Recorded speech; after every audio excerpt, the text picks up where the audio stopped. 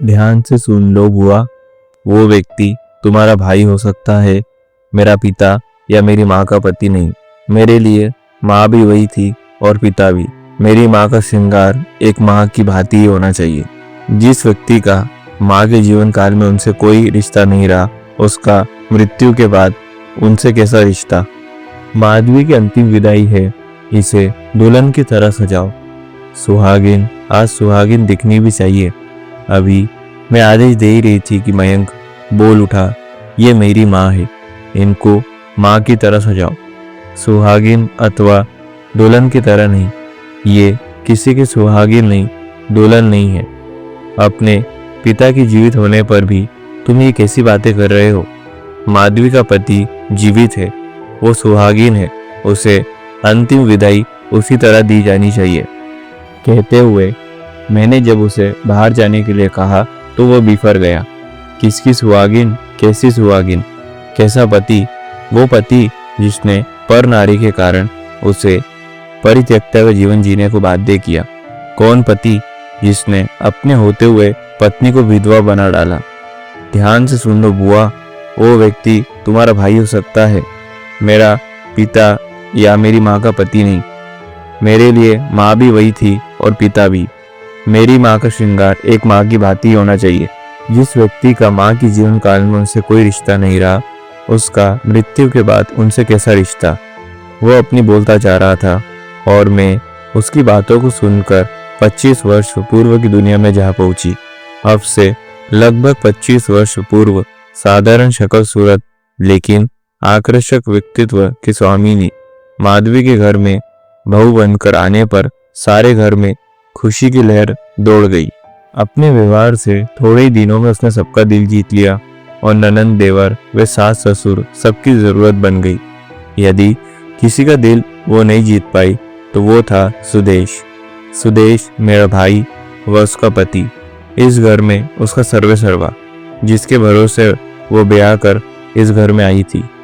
एक अय्याश चरित्रहीन व्यक्ति जिसने नारी को मात्र एक शरीर समझा, कभी उसकी भावनाओं व प्यार को समझने का प्रयास ही नहीं किया।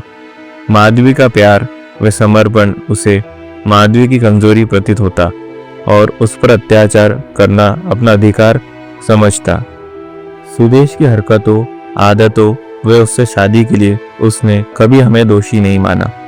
वो अपने इस विश्वास पर अड़ी गई कि प्यार और समर्पण पत्थर को भी पिघला देता है। फिर सुदेश तो इंसान है जिसमें कहीं ना कहीं भावात्मक अंश अवश्य होगा, लेकिन जब सामने वाला ना सुधरने की जिद लेकर बैठा हो तो कोई क्या करे।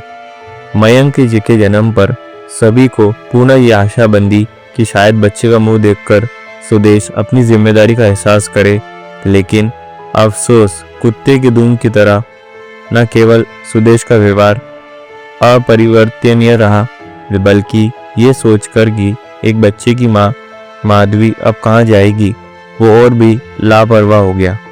एक दिन जब वो दौरे पर बंबई गया तो वापस आया उसका पत्र, जिसमें उसने माधवी से तलाक अथवा दूसरी शादी की इजाजत के बारे में लिखा था।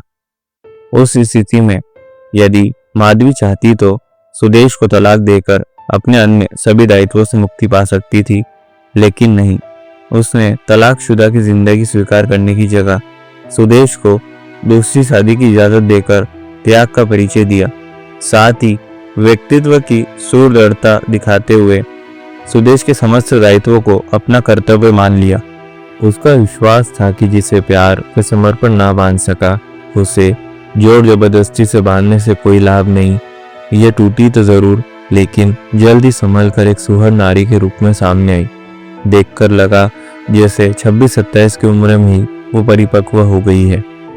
1 साल के मयंक वे बूढ़े सास ससुर के साथ उसने पुनः अपना जीवन संघर्ष शुरू किया। सुदेश बीच बीच में माता पिता से मिलने आता रहता, लेकिन ना तो उसने माधवी से मिलने का प्रयास किया और ना ही माधवी ने उसे प्रेरित किया। मम्मी पापा से ही पता चला कि उसने दूसरी पत्नी से तलाक ले लिया है। वास्तव में वो बहता पानी था जिसे कोई भी बांध नहीं पाया। जब तक मम्मी पापा रहे, सुदेश की सूचना मिलती रही। पता चला कि वो कपड़े की तरह औरतें बदल रहा है। मालूम नहीं वो क्या तलाश रहा था, शायद माधवी से समर्पण अथवा चरित्र की सुहरता, लेकिन वापस आने का साहस ना तो वो कर सका और ना माधवी ने उसे प्रेरित किया। शायद वक्त के थपेड़ों ने उसे सीधा कर दिया था और वह सत्य जिसे वह माधवी की जीते जी स्वीकार करने को तैयार नहीं था, उसकी मृत्यु पर उसे खींच लाया। इसीलिए माधवी की मृत्यु की सूचना किसी मित्र के माध्यम से मिलते ही वो चला आया। उसे देखने के बाद उसके जीवित होने पर माधवी की दुल्हन की तरह सजाने का प्रसंग उठ खड़ा हुआ। लेकिन शायद मयंक ठीक ही कह रहा है, माधवी को एक माँ व नारी के रूप में ही सजना ठीक है। जिसे जीते जी सुहागिन का सुख ना मिला हो, उसे अब वो देने से क्या लाभ। इससे पहले कि मैं मयंक के निर्णय पर स्वीकृति की मुहर लगाती, मयंक ने मुझे झकझोरते हुए कहा, बुआ तुम माँ को मेरी माँ के रूप में सजाओ। उसकी चिता को अग्नि उसका बेटा देगा, नामधारी पति नहीं। इस आदमी को यहाँ से जाने के लिए कह दो। मेरा वे मेरी माँ का इससे कोई संबंध नहीं। अपनी कर्मों के हाथों असहाय सुदेश में मयंक की बात को काटने का साहस शायद बाकी नहीं था, इसीलिए बाहर वालों की तरह मूक रहा। माधवी की अंतिम यात्रा में सम्मिलित हो वापस चला गया, जो वास्तव में एक माँ की अंतिम यात्रा थी, किसी सुहागिन की नहीं।